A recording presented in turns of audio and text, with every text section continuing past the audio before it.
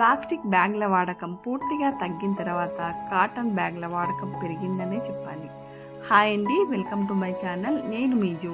ఈరోజు మన వీడియోలో కాటన్ బ్యాగ్లను మరింత అందంగా ఎలా స్టిచ్చింగ్ చేయాలో ఈ వీడియోలో చూసేద్దాము. దీనికోసం నేను 2 రకాల క్లాత్ ముక్కలనైతే తీసుకున్నాను.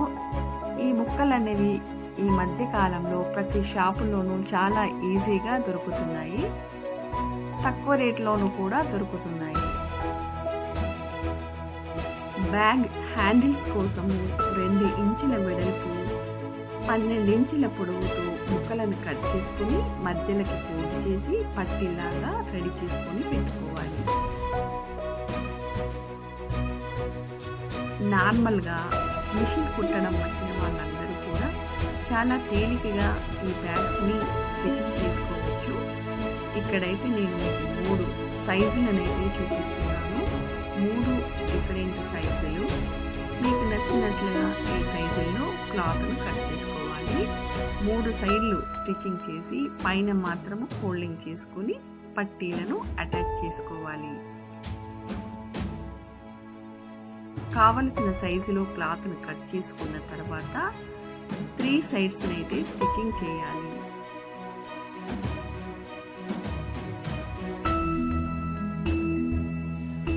ఆ తర్వాత పైన ఫోల్డ్ చేసి బ్యాగ్ హ్యాండిల్స్ని పెట్టి స్టిచ్చింగ్ చేయాలి.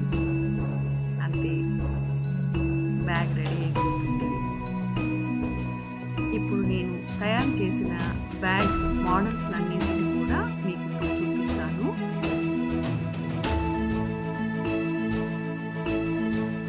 చూస్తున్నారు కదా, బ్యాగ్ అయితే ఇలా రెడీ అయిపోయింది. అంతేకాక మరింత ఫ్యాన్సీగా ఉండడం కోసం నేను దీనిపైన ఫ్యాబ్రిక్ పెయింట్తో ఇలా చిన్న డిజైన్స్ అయితే వేశాను. మీకు నచ్చిన డిజైన్స్ని మీరు బ్యాగ్ పైన వేసుకోవచ్చు.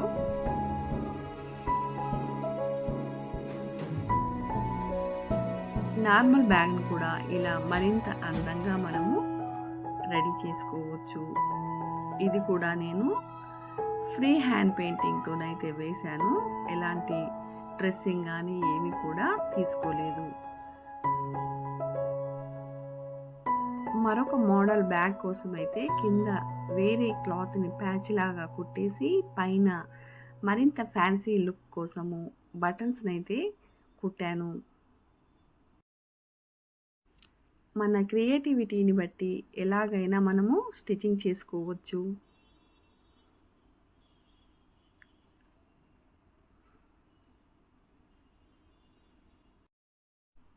ప్యాచ్కి ఉపయోగించిన ఈ క్లాత్ అయితే చిన్న ముక్క అండి. ఇది మనకు ఈ మధ్య కాలంలో ప్రతి షాప్లోనూ ముక్కలు అనేవి చాలా ఈజీగానే దొరుకుతున్నాయి.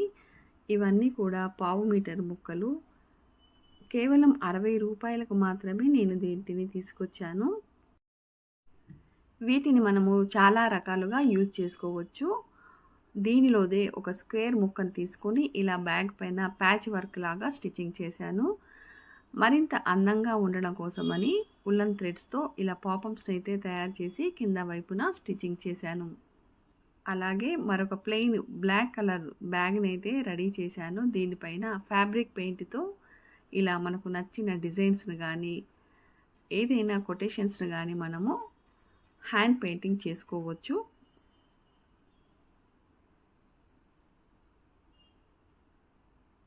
చూశారు కదా, ఫైనల్గా అయితే అన్ని బ్యాగులు రెడీ అయిపోయాయి.